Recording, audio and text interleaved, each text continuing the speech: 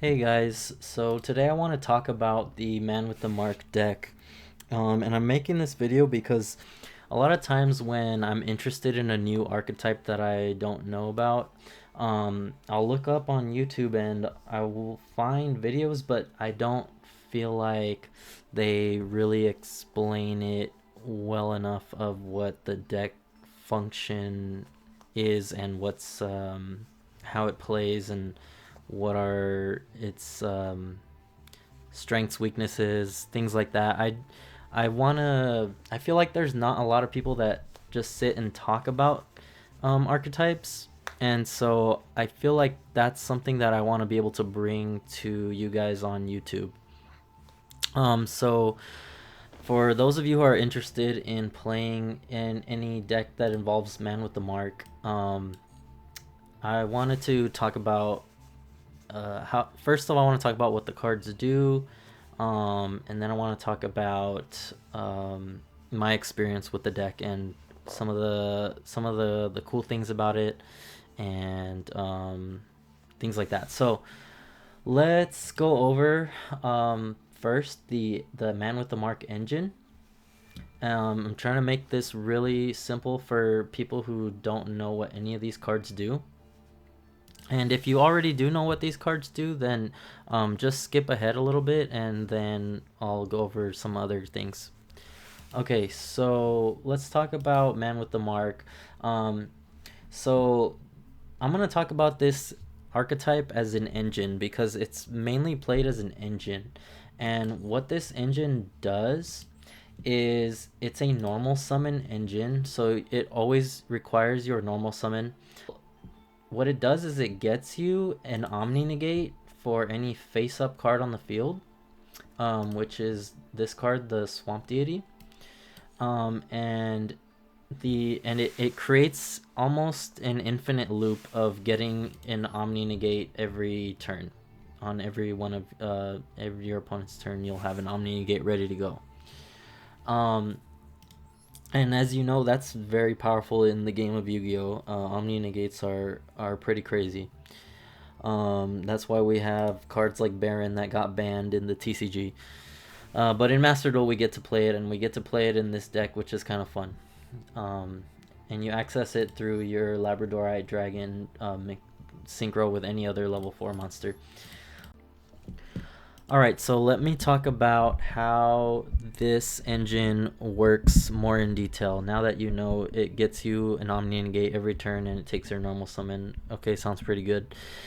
So the way it works is that all of the cards in your engine, they kind of search each other in a way. Not all of them, but most of them do. So your Man with the Mark can search for your field spell treasure with the treasures of the kings. Your field spell can search for Man with the Mark. So these two cards both search each other. And then your field spell is the card that gets you to your Apophis traps, which is your Omni Negate.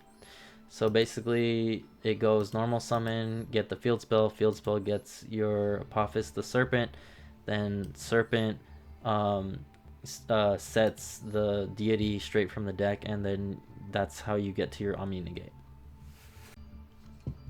Okay, I want to talk about how these trap cards work, because at first, the first time I saw these traps, it can be a little new for some players. So what this trap does is it flips itself, summons it as a monster, then it sets the other trap straight from the deck, and it's allowed to be activated that turn.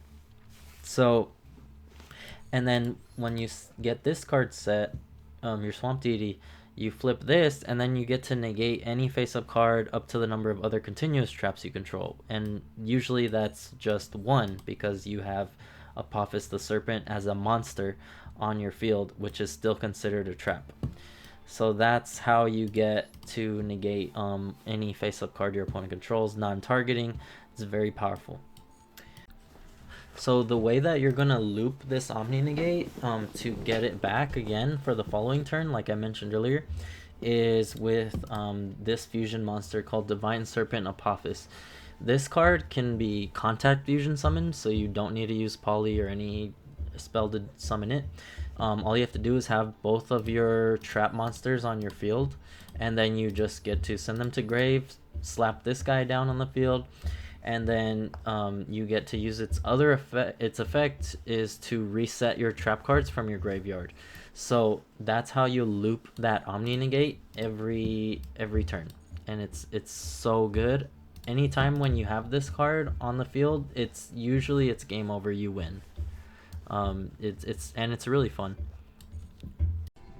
All right, so for the last cards in the Man with the Mark engine, your last two monsters are Anubis and Scorpion Serket. So Anubis, just think of him as a reinforcement of the army. He's a Rhoda for Man with the Mark, so he's basically just your third copy of Man with the Mark. And when he's in the graveyard, he has an effect that he can shuffle 2 trap cards back to the deck from your graveyard, and then you can summon him to the field. Or while he's in the hand, you could do the same thing.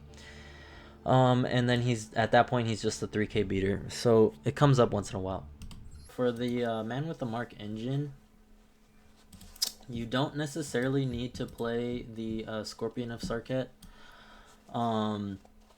But I like it because it's just an extra body that sometimes you really just need to get an extra body out to go for that push. And also this card is I feel like it's kind of underrated. I've used it in a lot of duels, and I found it very useful because it'll just anytime it battles a monster, you just destroy their monster at the start of damage steps. So sometimes there's just things that monsters you just need to get them off the board, and this card can just battle it, get rid of it real quick. The Temple of the Kings spell card, the original, this is the classic one, sometime you might think like you don't really need it, but it does come up in situations when you draw your field spell and your Man with the Mark in the same hand, because what it'll allow you to do is you can then search for this with your man, and then you can use your field spell to get your Apophis Serpent, and then you can immediately flip the Serpent, setting the Swamp Deity, and then that allows you to immediately flip the Swamp Deity. So this card actually kind of lets you play a little bit more in situations where you wouldn't always be able to play. So it is kind of nice. It just gets you going quicker sometimes. Okay, and last but not least, the last thing I want to talk about with this engine is the reason why we play the Man with the Mark himself is because he has one of the most powerful second effects. And what it says is, while you control Temple of the Kings, this card and Apophis monsters you control cannot be destroyed by battle or card effects. This effect is so powerful, you might not think it at first, but when you realize your opponent cannot get rid of your monsters unless if they have a bounce effect or a banish effect, it's really annoying for your opponent to deal with, and it buys you turn after turn, which is what's gonna allow you to win the duel and outgrind your opponent and continuously negate their cards. That's the reason why we play this card, because if he didn't have this effect, we wouldn't really even need him, because the field spell already accomplishes getting to the Omni Negate. But this one sentence is a win condition, is almost like a win condition. And so that's why this card is so powerful. Alright, so I hope that explanation was nice and digestible for you guys to understand the Man with the Mark engine. I'm not going to go over the Primite engine because for sake of time, and I'm assuming that you guys know what it does already. But I am going to talk about the interactions with it and the Man with the Mark engine.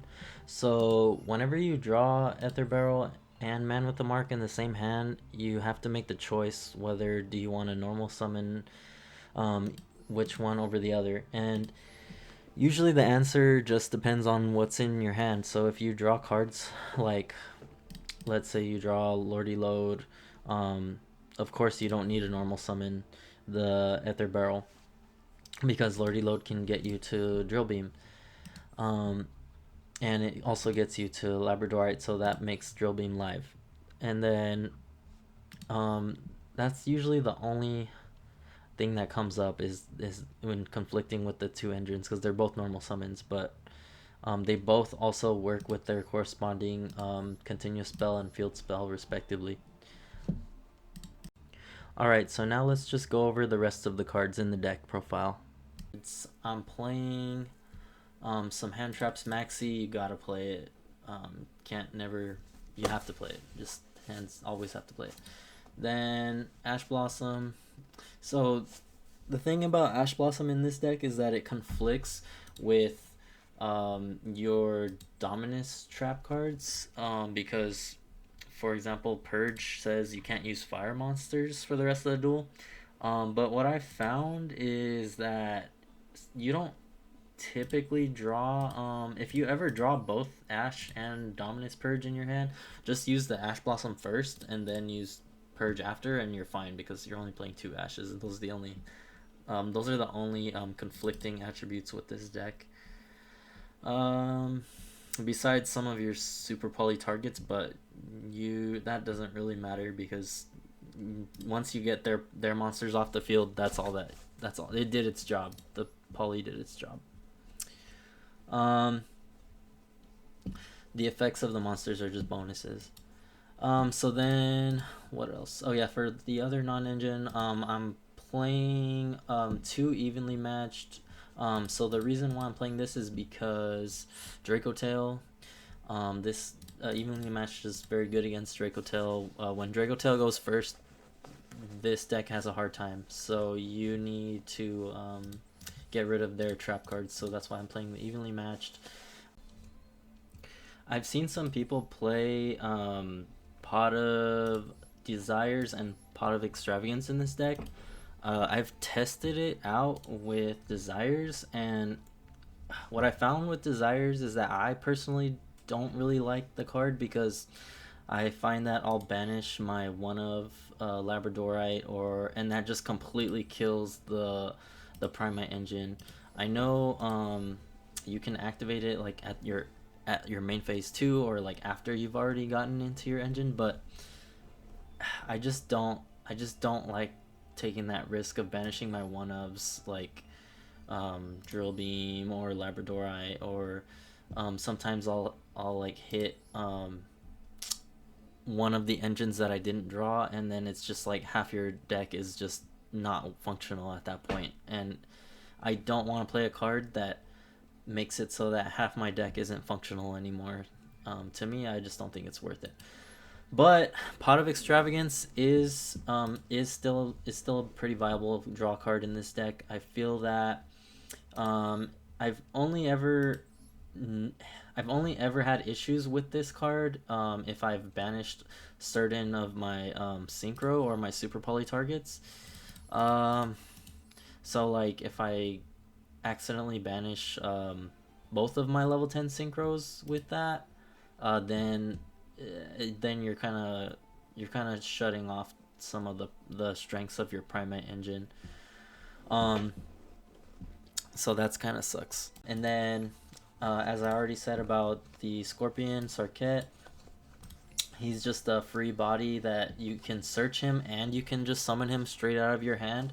It's honestly almost this. I feel like this card is definitely worth playing. Like, and then he also allows you to search for your Temple of the King. So that's the classic one. So that's how you get to that one if you ever needed it. And then he can also just grab you another copy of your field spell. So a lot of these cards all tend to search each other. So Anubis searches Man with the Mark searches your field spell can search Scorpion can search field spell or original Temple of the Kings. field spell also searches your traps. So it's just this engine is just so good. Um, it's really fun, and like this deck has gotten me from what was it, platinum rank all the way through platinum rank up to diamond. So I feel like it's definitely proven itself to be really good when you, especially when you know what your opponents are on and what their deck does. You definitely need to know when you play control decks. You definitely need to know what your opponent's cards do and where to hit them, and always just paying close attention to what's going on at all times, because when you make a mistake with this deck, it does kind of punish you. But when you play your cards right and you know what's happening and you're mindful of the situation and where your opponent's cards are, what they have in hand, what's in their grave, um, that's you'll be rewarded for that. And that's what's really fun about playing a control deck, is that um, you're essentially just trying to outsmart your opponent, is and it rewards you for trying to outsmart them and doing that successfully, which is what I like about control decks. Okay, so now let's we've talked about the Primite cards, we talked about Super Poly, Evenly Matched. Okay, so the 3 Imperm, the reason why you play Imperm is because you play Imperm anytime when you're playing the Dominus cards. Because as you might know, Dominus cards get a bonus effect when you have a trap engraved. So if you're going second and you draw Imperm with any of your Dominus cards, that can get you to that bonus effect.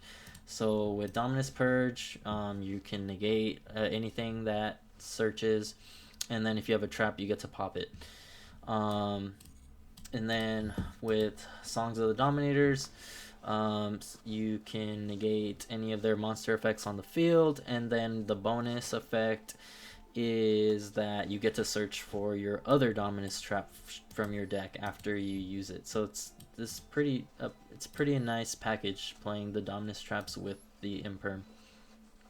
Okay, and then the last trap cards of the deck is Solemn Judgment, Verdict of Anubis, and Soul Drain. So Verdict of Anubis, this card is like one of the MVP traps. It's so good, and it's so fun to flip this card.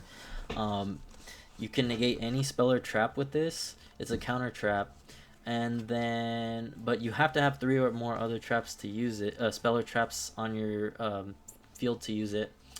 And then you destroy the card you negated, and then if you have Temple of the Kings, you get to Raigeki your opponent and burn them. It's so powerful, and it's so fun to flip this card. I just love playing this card. Unfortunately, it's only searchable by your Man with the Mark, but you do see this card pretty often, because a lot of times you will open with Treasure of the Kings, or usually like on your second or third turn, you'll get to search this and then set it, and it'll just close out games sometimes, because it just negates any spell or trap. Is amazing. It protects you from Harpy's Feather Duster, protects you from Lightning Storm, any of those like crazy spell cards. You just stop it in its tracks. I'm only playing 1 because you do need to have the setup of the 3 other spells or traps on your field, so it's definitely situational, but it's not as situational as you think. It definitely, like, every single time I have this card, I can use it, and as a one of it, it's perfect. Solemn Judgment, you know what it does. It's just God says no. And then Soul Drain. So this card is, I'm playing this card because it hits Dracotail. I mean, what else do you need? It stops anything that is engrave or banish, and your decks don't really get hit. Your deck doesn't get hit by this at all, basically. Okay, for the extra deck, the only cards that really matter here is Divine Serpent and Baron and your Chen Ying. So yeah, like I said, this card, Divine Serpent, is a win condition. This card, if you ever successfully play this card, you're probably gonna win the duel. Like, this card is so good because it creates that infinite loop of negating every turn on both players' turns. So that's what's so great about it. Baron, and because you're playing Master Duel, so Baron's still legal, so you gotta definitely want to take advantage of it. It's so good. Everybody knows this card's banned in the TCG for a reason. You have to play it here, and you get to take advantage of it because you go to level 6 plus level 4, or your Labrador at 6 plus your Man with the Mark. You summon a Baron. You pass turn. Your opponent has to play through it. It makes them struggle, especially when you back it up with other traps. Changing is your other option because sometimes you just want to have the protection of like from card effects, or you need to like reduce their attack points stats. I've had times where I was playing, my opponent had a Dragoon on their field, so I used Changing to bring its attack points down, and then I was able to just swing over it. Yeah, Changing is definitely good. You definitely want to play one of it. Okay, and then your other, do I even, honestly, you don't really summon the Link monsters that often. Once in a while you will summon the Typhon. It does help in situations. If you've ever played this card, you know it is useful once in a while. Definitely not every game, but it's good to have it. And then your Time Thief Redoer is also very situational. It's only live when you have the Apophis, the Serpent Trap, because it's a level 4, and then that'll give you the bounce effect. But you really, I mean, you don't need it. It's good, but it doesn't come up that often. For your Super Poly targets, definitely you want to have this one. I don't know, Chaos, the Stark Storch Dragon. This one's definitely a good one when you're going up against things like Blue Eyes. This card has come in clutch against your Dragon Maiden players. So that this card is definitely you gotta play this one for sure. And then Secretarion, of course, this card is great against Dracotail and any dragon decks as well. So yeah, thank you guys. That's I think that's all I wanted to talk about with this one. All right, see you on the next one.